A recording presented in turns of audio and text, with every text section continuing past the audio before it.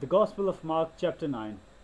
And he said to them, I tell you the truth, some who are standing here will not taste death before they see the kingdom of God come with power.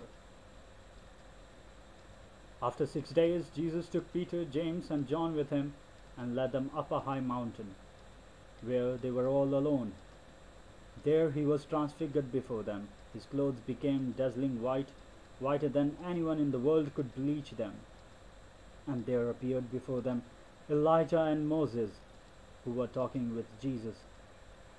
Peter said to Jesus, Rabbi, it is good for us to be here. Let us put up 3 shelters, one for you, one for Moses, and one for Elijah. He did not know what to say. They were so frightened.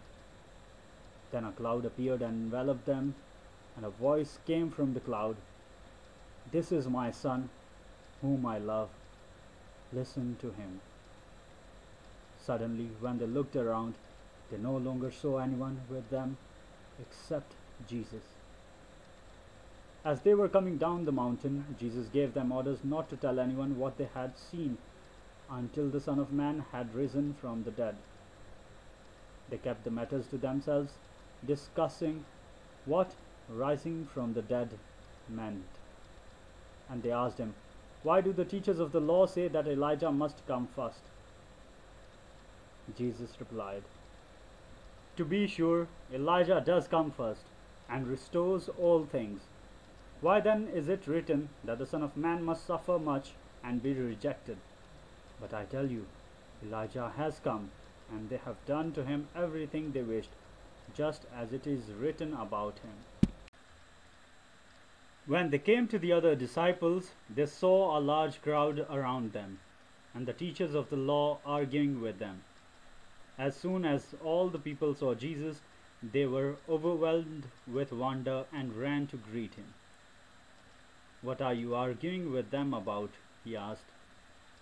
A man in the crowd answered, Teacher, I brought you my son, who is possessed by a spirit that has robbed him of speech.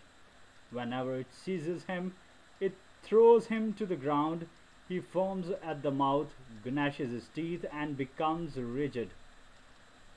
I asked your disciples to drive out the spirit, but they could not. O unbelieving generation, Jesus replied, How long shall I stay with you? How long shall I put up with you? Bring the boy to me. So they brought him.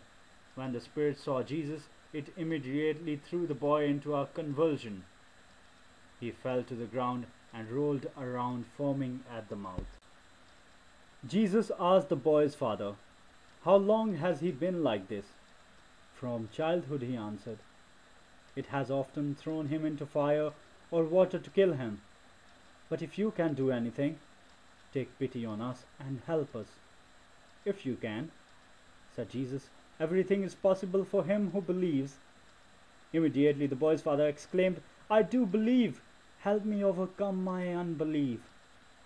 When Jesus saw that a crowd was running to the scene, he rebuked the evil spirit. You deaf and mute spirit, he said, I command you, come out of him and never enter him again. The spirit shrieked, convulsed him violently, and came out. The boy looked so much like a corpse that many said, He is dead. But Jesus took him by the hand and lifted him to his feet, and he stood up. After Jesus had gone indoors, his disciples asked him privately, Why couldn't we drive it out?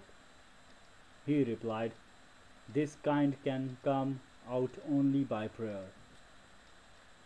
They left that place and passed through Galilee. Jesus did not want anyone to know where they were. Because he was teaching his disciples, he said to them, The Son of Man is going to be betrayed into the hands of men.